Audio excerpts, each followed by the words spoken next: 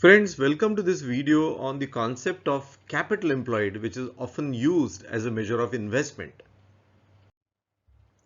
Measurement of investment in business is required to ascertain and monitor the overall returns on such an investment.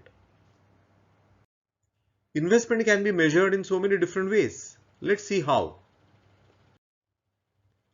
Friends, you would agree with me that investment can be measured based on the data as available in the balance sheet. So here is a very brief pro forma of a balance sheet.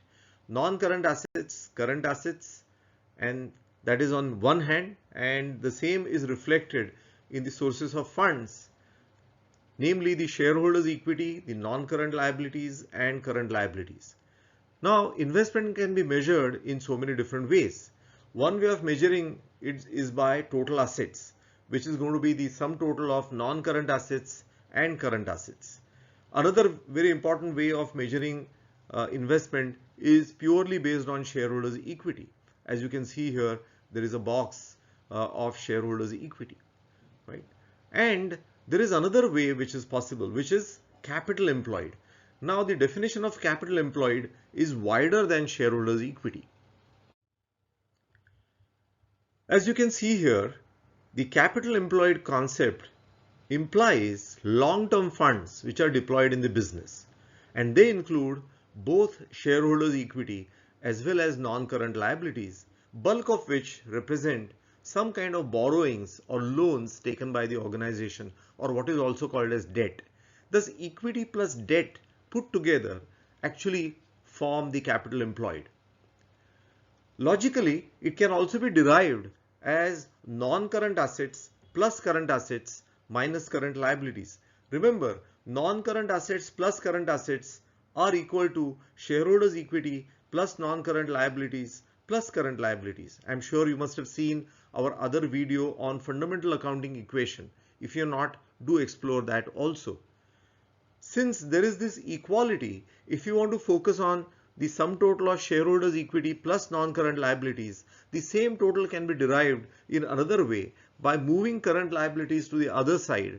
And when we move it to the other side, it changes its sign to minus, and therefore it would be non-current assets plus current assets minus current liabilities. So capital employed can be defined in either of these two ways: shareholders' equity plus non-current liabilities, or non-current assets plus current assets minus current liabilities. Now, this capital employed concept can be used at the corporate level or at a segment or strategic business unit or SBU level.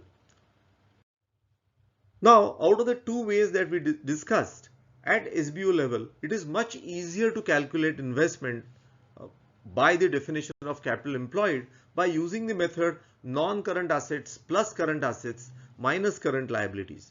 You can easily appreciate that at an SBU level or a segment level, we can easily identify which are the assets which are attributable to the SBU. Similarly, which are the current liabilities which are attributable to the SBU. That identification is quite easy.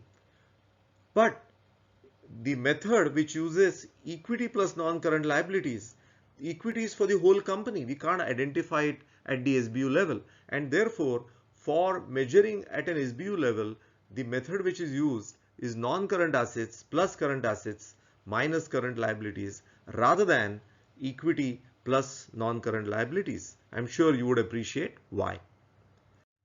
Now, companies also use some variations of this definition, which I am not discussing in this video, but you just need to be aware of it. So in your company, there could be some small variations to what I have defined here, which I am not elaborating right now to avoid any confusion in your mind.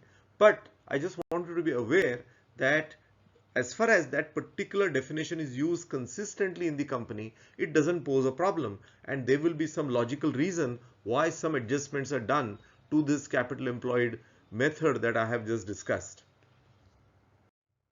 For more such videos, do explore our channel, Dr. Abhijit Fadnis.